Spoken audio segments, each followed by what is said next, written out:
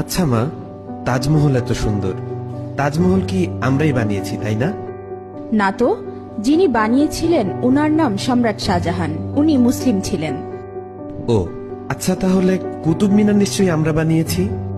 না না, উনিও মুসলিম ছিলেন, উনার নাম কুতুবউদ্দিন আইবেক। তাহলে লাল কেল্লা নিশ্চয়ই আমরা বানিয়েছি। না, ওটাও মুসলিম শাসকরা বানিয়েছিলেন। তাহলে পুরাতন কেল্লা আমরা বানিয়েছি। না, পুরাতন কেল্লাও মুসলিমরা বানিয়েছে।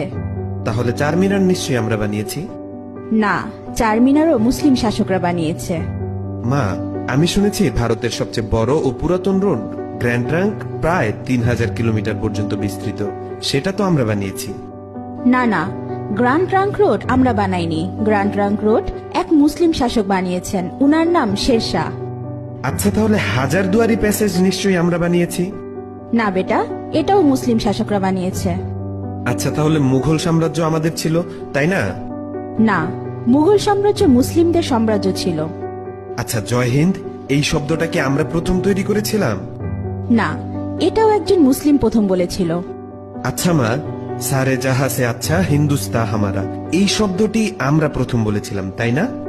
না, এটাও একজন মুসলিম কবি লিখেছিলেন, উনার নাম ইকবাল। তাহলে প্রথম স্যাটেলাইট লঞ্চ নিশ্চয়ই আমরাই করেছিলাম। জি না, ভারত অনেকবার স্যাটেলাইট লঞ্চ করেছিল, কিন্তু প্রতিবারই ফেল হয়েছে। এরপর এপিজে আবুল কালাম আজাদ প্রথমবার সাকসেসফুল ভাবে স্যাটেলাইট লঞ্চ করেছিলেন। উনি না থাকলে আজ ভারত স্যাটেলাইট লঞ্চ করতে পারত না। তাহলে পারমাণবিক অস্ত্র নিশ্চয়ই আমরা বানিয়েছি। না না, পারমাণবিক অস্ত্র একজন মুসলিম আবিষ্কার করেছে, উনার নাম এপিজে আবুল কালাম আজাদ। তাহলে মুসলিমরা না থাকলে আমাদের কি হতো মা? মুসলিমরা না থাকলে ভারত এক অন্ধকারাচ্ছন্ন দেশ থাকতো।